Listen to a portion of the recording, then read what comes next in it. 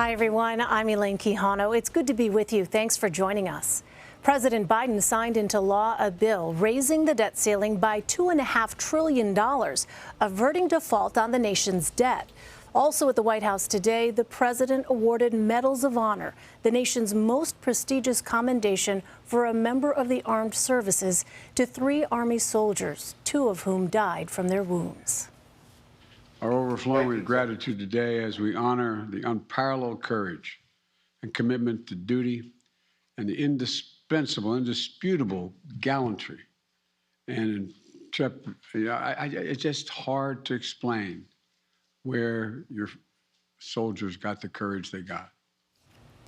The White House has faced a barrage of questions over whether President Biden will run for re-election in 2024. He would be 81 years old, making him the oldest person in American history to run for president. Today, Vice President Kamala Harris weighed in, telling the Wall Street Journal, "We do not talk about, nor have we talked about, re-election because we haven't completed our first year and we're in the middle of a pandemic." On Capitol Hill, Senate Democrats seem to be dealing with the reality that the president's social and climate spending plan, known as the Build Back Better Act, will not pass by the end of the year. But the Senate could confirm a series of presidential nominees before the end of 2021, some of which have been held up for months by Texas Republican Ted Cruz. Joining me now is Marianna Sotomayor and Chris Cadelago. Marianna is a congressional reporter for The Washington Post, and Chris is a White House correspondent for Politico. Marianna, Chris, welcome. Marianna, for weeks, Democratic leaders in the Senate have been saying they will pass President Biden's social spending plan by Christmas. Is there any chance that could happen at this point? That's exactly right, Elaine. We have been working, us reporters covering Democrats, both on the House side and on the Senate side, with the assumption that they would meet this end of the year deadline. And honestly, as the days have gone on and we've just inched closer to Christmas, it very much seems like that is no longer the case. A lot of Senate Democrats still trying to negotiate issues like the SALT, which is known as the state and local taxes, as well as paid family leave. But really, the one person who is the issue here is Senator Joe Manchin. Many Senate Democrats growing very frustrated at the fact that he is now essentially bringing forth different issues that he has that he didn't really talk about before. I cover the House side for the most part, and during the summer, many members in the House were frustrated that Manchin and Kirsten Sinema, another senator who's pivotal here, were not giving that much input as to what they wanted at the end of the day. And this is a big reason why they feared that, they could make a bill, but the Senate wouldn't be able to pass it. And Manchin right now, at least in the last 24 hours, has been saying that he has issues with the child tax credit. That is a big plank of what Democrats want to get done. It fits into their argument that this Build Back Better plan will help families economically. And that child tax credit is really the big piece of policy that they've argued would really do that. So there's still a number of outstanding issues, and typically on Thursdays is when the Senate wraps up their business for the week, and it's likely that they could wrap up tonight for the year, depending on some other issues. But again, pretty negative feelings among Senate Democrats that they could actually finish this in the next week or even in the year. Well, Chris, can the president do anything at this point to ensure passage of this spending bill? Because I seem to recall he's been on the phone with Senator Manchin recently, right? He has. He's had a number of discussions with Senator Manchin, also with a number of other senators, as the White House has said. I think there's been a real sense, growing frustration there, both on the Senate side, but also in the White House, about how long this has taken and about these sticking points and the fact that they can't get this done and meet this deadline that they've set. I think a lot of this does go back to the style of Joe Biden. Much of his discussions, much of what the White House has indicated they want is happening behind closed doors. And I think there's a lot of pressure on them to move on this. But there are also folks who do feel like maybe a cooling off period, as someone on the Senate side called it, for a couple weeks, could help the situation. This has been dragging on, obviously, for months now. And we know what the sticking points are, obviously the child tax credit being a huge one. And the reality is that the way Joe Biden has kind of centered his presidency, the fact that he spent all this time in the Senate, he can be very deferential. But folks on the Senate side are expecting fairly soon the White House to weigh in a more public way about the direction that Joe Biden thinks this is going to take, and the timeline as well, when he thinks this could get done. Do they kick it into next year, or do they try to push forward now? Well, Marianna, Senate Majority Leader Schumer is also shifting the deadline on voting rights, saying the Senate will pass legislation before the 2022 midterm elections. What's holding that up? Yeah, it's very interesting to see this renewed push. We obviously remember earlier this year, both House Democrats and Senate Democrats tried to make this happen. But over on the Senate side, you have that 60 vote threshold, and there really weren't 10 other Republicans to make sure that some voting rights legislation could pass. But, we heard grumblings earlier this week when the House was in session that they were feeling more confident something could happen. I spoke to Jim Clyburn, who is the third top Democrat over on the House side, and he has expressed a lot of confidence, more so than ever before, that he really thinks the Senate is discussing at least part one to getting something done, which is potentially a carve out of sorts to kind of skirt around that 60 vote threshold. But, that was quickly shut down by Senator Sinema yesterday when these talks really started to become more public. She said, if we start to have carve outs like this on legislation that is important, what's going to stop Republicans from doing that and trying to pass legislation that many Americans may not actually agree with? So that is a little bit of where things are. And it does make it seem difficult that voting rights may pass next year, but at least there is this renewed conversation that many activists say they're pretty happy to see have been reignited again. Well, Chris, President Biden attended a COVID task force meeting today. COVID cases are steadily increasing across the country. How is the president doing with his campaign promise to deal with COVID? So you'll recall a couple weeks ago when the White House released its winter plan to deal with COVID, a lot of the reaction around the new variant that came out early on seemed to be really dialing up the fact that the White House was on top of this, that their COVID task force was on top of this. Of course, this comes after the summer when there was folks felt like they had prematurely declared victory over the virus. And so there was a real sense that they needed to demonstrate to the American people that they were out front, that they were dealing with it.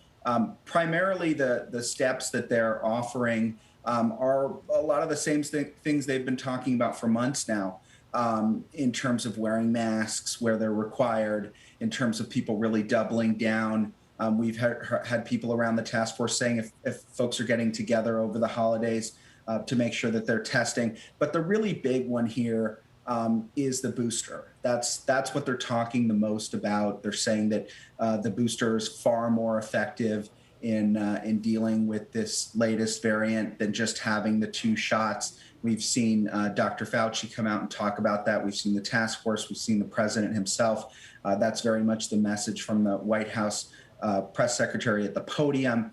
And they're talking about the effectiveness of it, the fact that this is where they need to go, touting the fact of how many millions of Americans have already gotten it and how many continue to get it on a daily basis. And that's where they're taking this messaging. There are fairly big public ad campaigns that are running nationally, pushing that as well. So they're putting some money behind it. And that's what they're going to stick with for now, and trying to sort of implement that plan that they put out a couple weeks ago. And also just kind of warning people that this will get bad over the winter. I mean, they're setting expectations around where this is going to go, and so that people aren't caught off guard. Yeah, I mean, Chris, just very quickly, the messaging would seem to be a big challenge here because this is an emerging variant. It's evolving, and the science is evolving as a result, as scientists learn more about that. Can you talk a bit about some of the messaging here? Because that's something that for some Americans may be confusing, with the science changing, even as the virus itself is changing. It's not quite as cut and dry as perhaps some Americans believed when they got that second shot or when they got that booster. Yeah, I think the overall kind of tenor of the messaging is to be extra cautious about it, right? They would rather come out and say, you need to get this booster. You should wear the mask where it's being where local localities are requiring it. You should stay in when you can. That aspect of it, it continues to be the driving force there, where they are going to aggressively push this. Even and this, they started this a couple of weeks ago. Even if it does turn out, like you say, the science shows that aspects of this may not turn out to be quite as bad as folks think. They are giving sort of a worst case scenario when they talk about what might happen over these next few weeks and next few months, as a way to demonstrate that they're on top of it, like I said, but also just to give folks a sense of if things don't turn out as bad as maybe they're saying they might, well, then we'll all move on. But they obviously don't want to be the ones on the hook once again for having this surge out of control and all the impacts that this will have on people's lives, on the American economy. This is just so far-reaching. It touches so many aspects of everybody's life that they just can't take a chance this time around. Yeah, and trying to do that, though, that message, driving those messages at a time when Americans are so clearly fatigued by this pandemic. It'll be interesting to watch how that unfolds. Well, Marianna, today we learned that Congressman Jim Jordan was one of the lawmakers texting former White House Chief of Staff Mark Meadows leading up to the January 6th Capitol insurrection. Why is that significant? Yeah, well, it's kind of shows where the January 6th committee is in their investigation. Of course, they have been able to interview what they say already hundreds of people. And this only takes us a step further to who was talking to the president, which is something that they've been trying to narrow down. There's been questions about which members of Congress the committee could potentially compel. And this is at least one member who the committee may be interested to talk about why members of Congress were meeting with the White House to try and essentially devise messaging and I should say post-election messaging to cast doubt on the election results. And in this case, Jordan sent Meadows a text message essentially saying that Vice President Mike Pence on January 6th could at least make a number of arguments when it came to potentially downplaying the results from certain states. Right before you all actually went to air, one of the first interviews I have seen from a reporter with Jordan reacting to this is in the Washington Examiner. And he essentially tells the Washington Examiner that, there isn't really a problem for him to be sending, as he says, suggestions to then Chief of Staff Mark Meadows about what the White House and what potentially Pence should be doing. He says that, what he was doing was not a big deal. And also that Trump isn't to blame for the insurrection. His point of view is, I felt like someone from Ohio representing my district in Ohio, where a lot of the election mechanics didn't really change, like in states like in Pennsylvania, to make it easier for people to vote during the pandemic. I felt like someone in Ohio, we could be disenfranchised in that way, and that's not necessarily fair. So that is a bit of his argument. But again, it's probably something that the January 6th committee would like to see. And Chairman Benny Thompson hasn't ruled out calling members forward and potentially subpoenaing them so that they could get their testimony in the new year.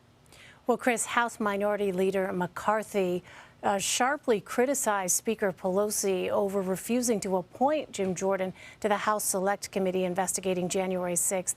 Remind us on what grounds she objected to Jordan.